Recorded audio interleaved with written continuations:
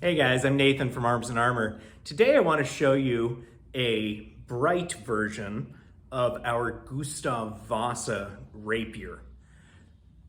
This sword is a replica of one that resides in the Swedish Royal Armouries in Stockholm, and it is a replica of the sword that belonged to King Gustav Vasa, who reigned in the mid-16th century and who actually led the Swedes to independence from the Danes.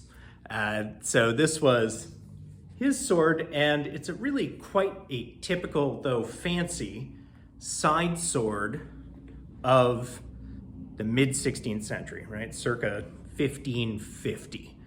The blade is quite stout. It's an inch wide here at the end of the ricasso, tapers out to a point that still has enough meat for cutting. The entire sword is about 2.7 pounds, right? So it's not a super lightweight rapier. It is a military side sword. It's also quite dashing. It feels great in the hand, and it definitely wants to cut as well as thrust. The point tracks pretty well in the thrust, but it really, I think, is quite suited for fighting in something like the Bolognese tradition. So the original sword is steel, but it's blued and gilt.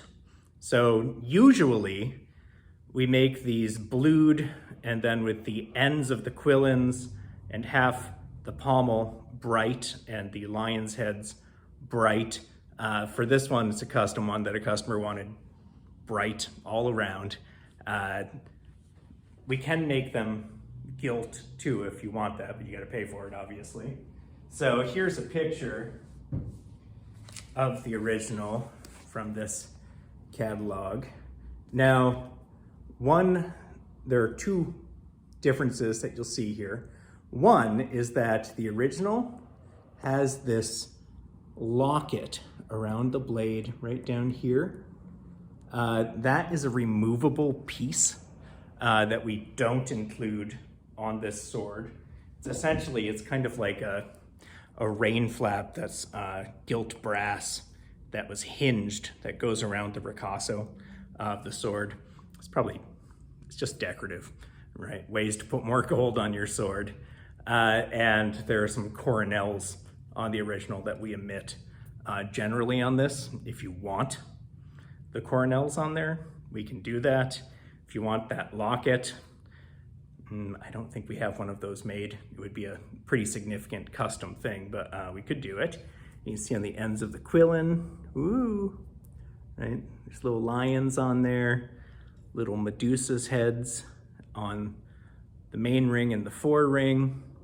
The pommel here is inscribed with a pattern that's the same as the one on the original, with this foliate leafing next to the peening block.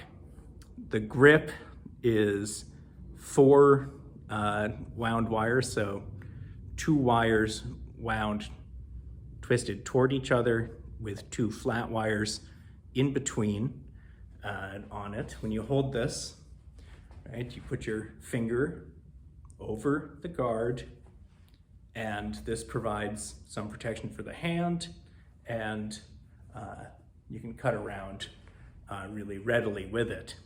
So the inside guard on this piece, I really dig. I think it's pretty elegant. Right? It emerges from the top ring.